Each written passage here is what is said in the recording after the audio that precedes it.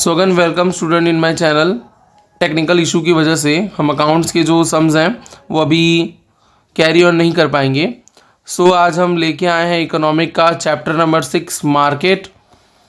Market का मतलब generally अगर हम मार्केट की बात करें तो मार्केट का मतलब होता है कि चीज़ों को खरीदना और बेचना, यही होता है ना।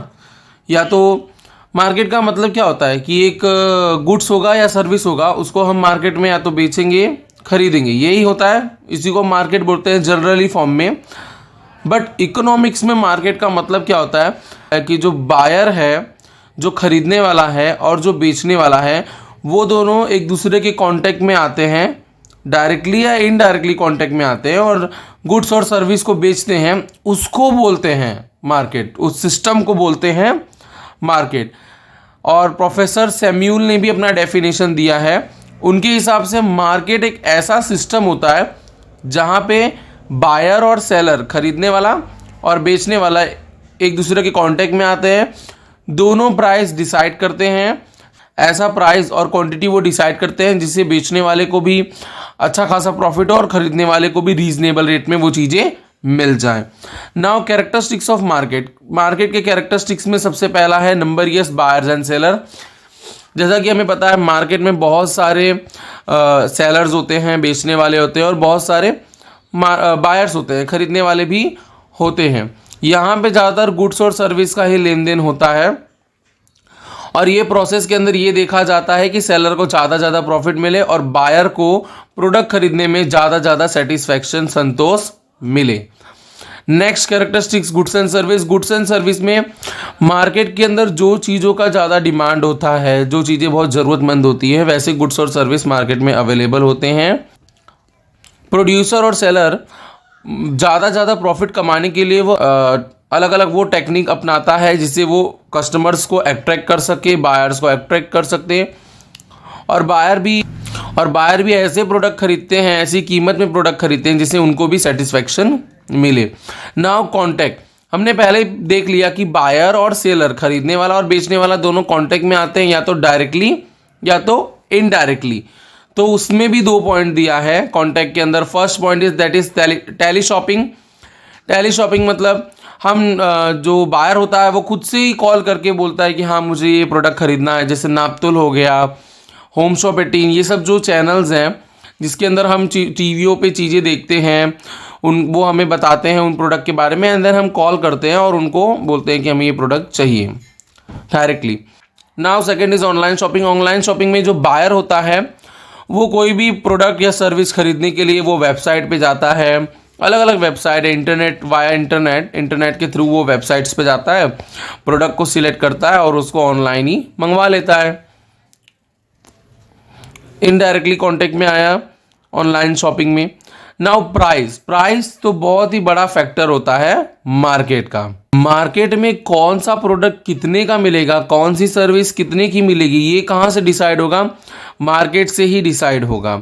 और जो प्राइस होता है किसी भी चीज़ का, वो उसके डिमांड और सप्लाई के ऊपर डिसाइड होता है कि उस प्रोडक्ट का, पर्टिकुलर प्रोडक्ट का डिमांड कितना है, सप्लाई कितना है। प्राइस इससे भी डिपेंड करता है कि लोगों का उस प्रोडक्ट के प्रति, लोग कितना डिमांड कर रहे हैं उस प्रोडक्ट को, और जो सामने वाला है वो कितना सप्लाई कर पा रहा है, इसके ऊपर भी प्राइस डिसाइड होता है।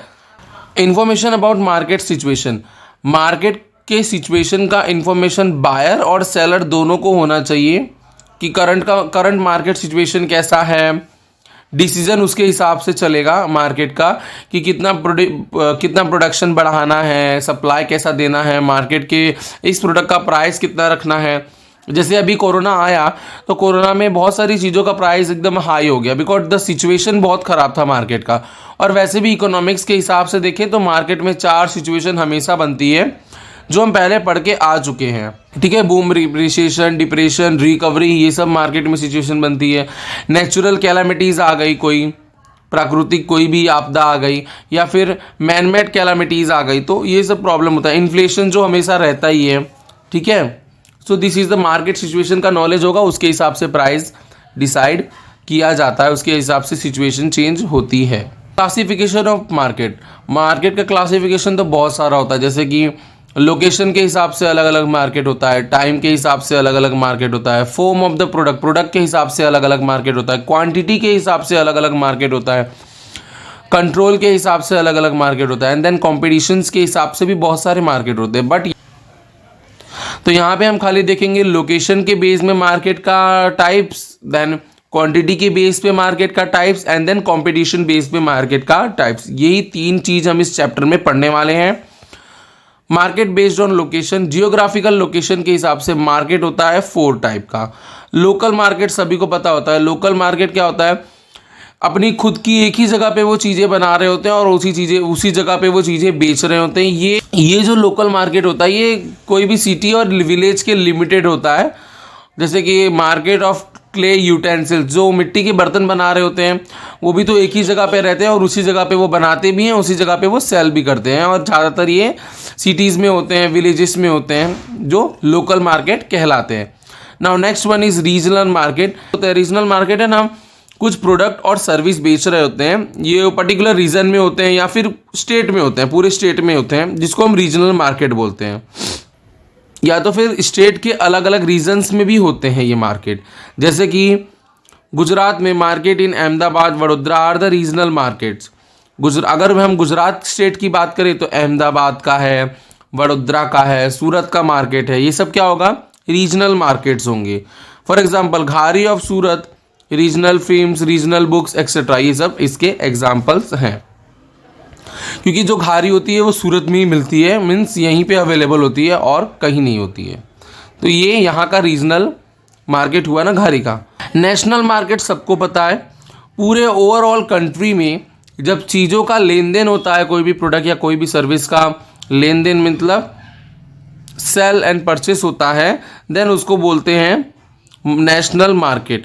यहाँ पे जो भी लेन देन होता है वो अलग अलग स्टेट्स में हो सकता है, अलग अलग रीजन्स में हो सकता है, ठीक है, बट एक ही कंट्री के अंडर में होगा, that is called as national market. For example dairy product, sari market, Hindi novels. Now international market, सीधी सी बात है, it is also called as global market. अगर आपको पूछ लिया व्हाट इज ग्लोबल मार्केट तो डोंट कंफ्यूज, ये इंटरनेशनल मार्केट और ग्लोबल मार्केट सेम होते हैं।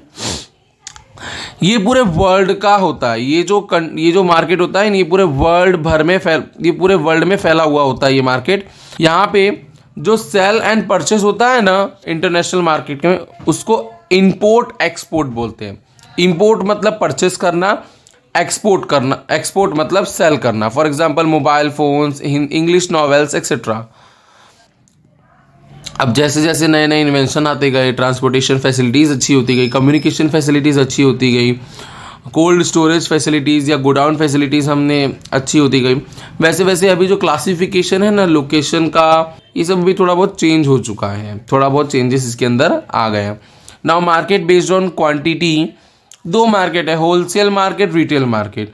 होलसेल मार्केट में, यहाँ पे होलसेल मार्केट में ना जो लेन देन होता है ना गुड्स का, वो बहुत ही लार्ज स्केल में होता है, बहुत ही ज़्यादा होता है। यहाँ पे होलसेल ट्रेडर जो होता है वो चीज़ें मार्केट से खरीद के ज़्यादा क्वांटिटी में रिटेलर को बेच देता है।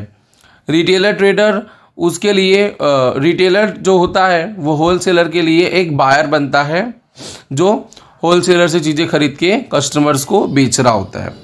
तो यहाँ पे होलसेलर जो होलसेलर होता है वो एक बहुत इंपॉर्टेंट लिंक बनता है प्रोड्यूसर और बायर के बीच में, या प्रोड्यूसर या रिटेलर के बीच में। For example wholesale grain market. Retailer क्या करता है, अपनी मर्जी के हिसाब से जो रिटेलर है ना, होलसेल के कंपैरिजन में तो रिटेलर है ना स्मॉल क्वांटिटी में काम करता है। होलसेल तो हमने देखा होलसेलर बिग क्वांटिटी में काम करता है। रिटेलर एक बहुत इंपॉर्टेंट लिंक होता है कस्टमर और होलसेलर के बीच में। रिटेलर होलसेलर से चीज़ें खरीदता है, सर्विस खरीदता है और उसको कस्टमर को बेचता है। जैसे ही कस्टमर की डिमांड और नीड होगी उसके हिसाब से वो कस्टमर को बेचेगा। Now next one is market based on competition. देखो अब यहाँ पे मार्केट है ना कंपटीशन के हिसाब से भी डिवाइडेड है। मार्केट कंपटीशन के ऊपर बेस है ना, वो भी कुछ पार्ट में डिवाइडेड है, लेकिन उसमें हम मेनली क्या पॉइंट देख रहे हैं कि number of buyer and seller, खरीदने वाले कितने हैं और बेचने वाले कितने, हम ये देख रहे हैं, जिसमें भी बेचने वाला ज़्यादा इंपॉर्टेंट माना जाता है मार्केट के अंदर। तो कंपटीशन के हिसाब से नीचे चार्ट दिया हुआ है कि क्लासिफिकेशन ऑफ मार्केट, उसके अंदर 2 क्लासिफिकेशन होता है, परफेक्ट कंपटीशन, इम्परफेक्ट कंपटीशन, जिसमें इनपरफेक्ट कंपटीशन में 3 और आते हैं, monopoly, monopolistic competition and oligopoly, जिसको हम अपने नेक्स्ट वीडियो में डिटेल में जानेंगे। सो प्लीज़ मुझे सब्सक्राइब करें, लाइक करें, शेयर करें, मुझे आपकी सपोर्ट की बहुत ज़्यादा ज़रूरत है। और अगर आपको कोई डाउट है तो प्लीज़ मुझे कमेंट करके बताएं, जिससे मैं आपके डाउट्स को क्लियर कर सकूं। So thank you.